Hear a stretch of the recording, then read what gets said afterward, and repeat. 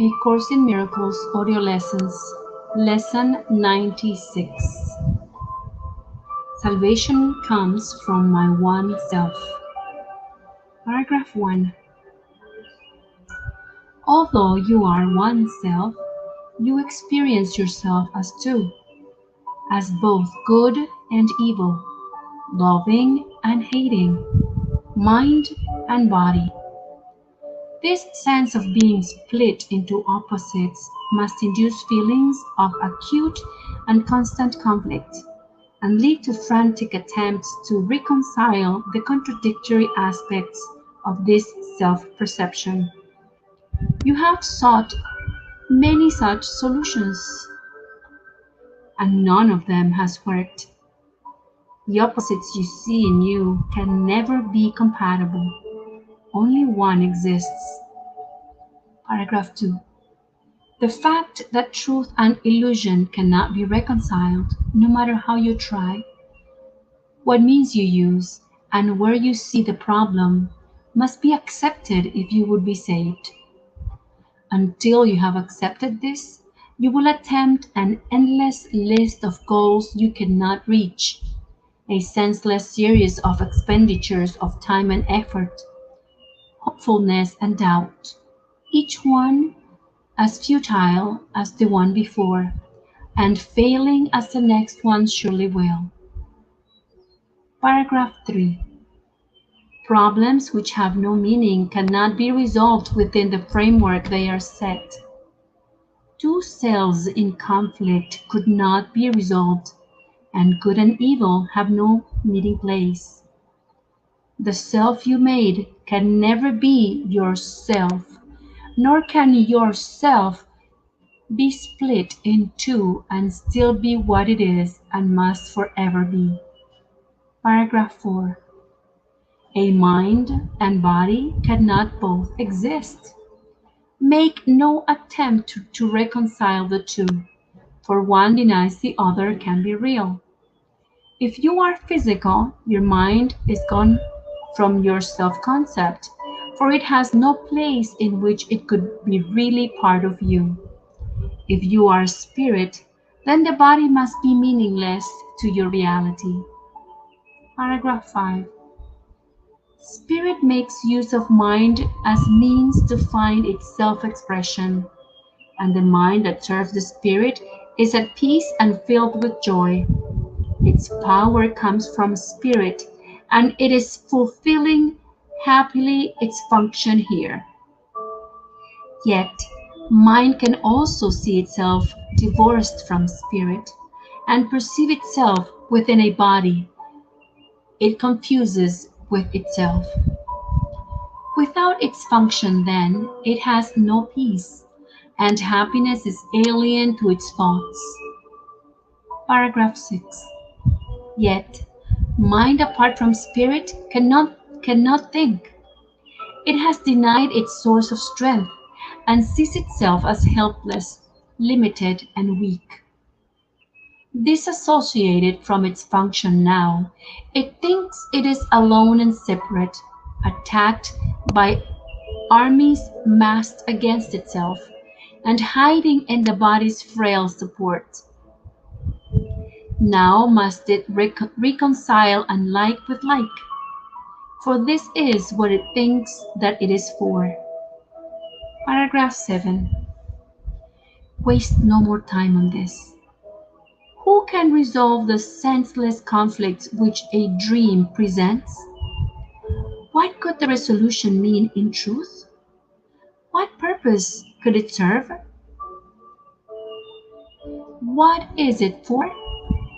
Salvation does not make illusions real and solve a problem that does not exist. Perhaps you hope it can. Yet, would you have God's plan for release of His dear Son bring pain to Him and fail to set Him free? Paragraph 8. Your self retains its thoughts, and they remain within your mind and in the mind of God. The Holy Spirit holds salvation in your mind and offers it the way to peace.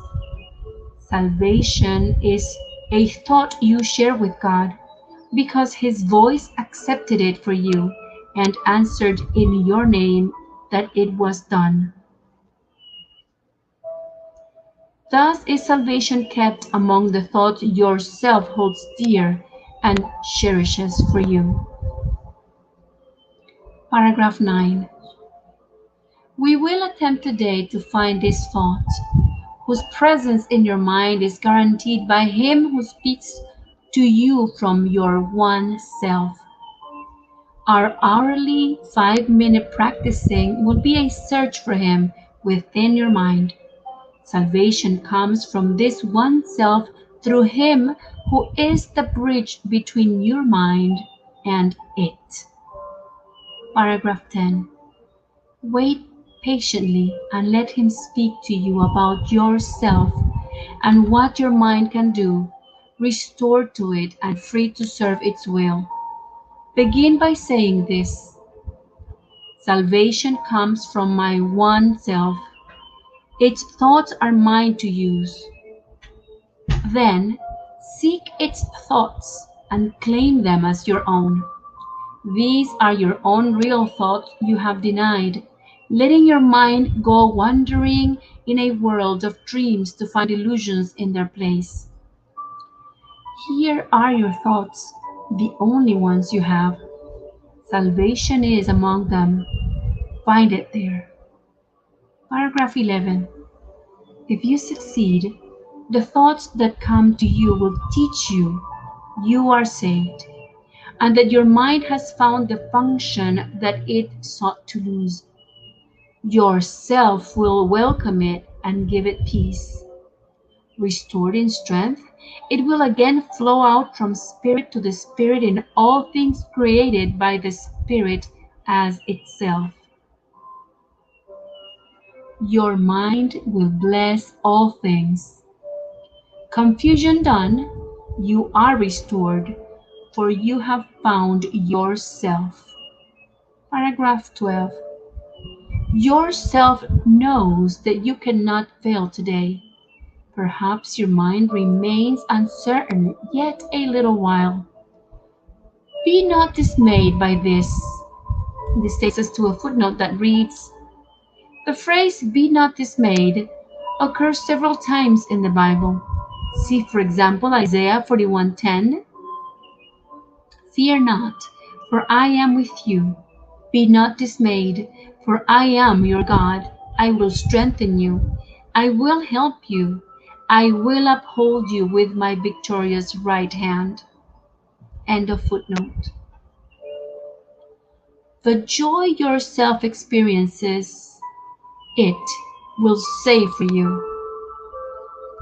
and it will let be yours in full awareness. And it will yet be yours in full awareness. I'll reread that.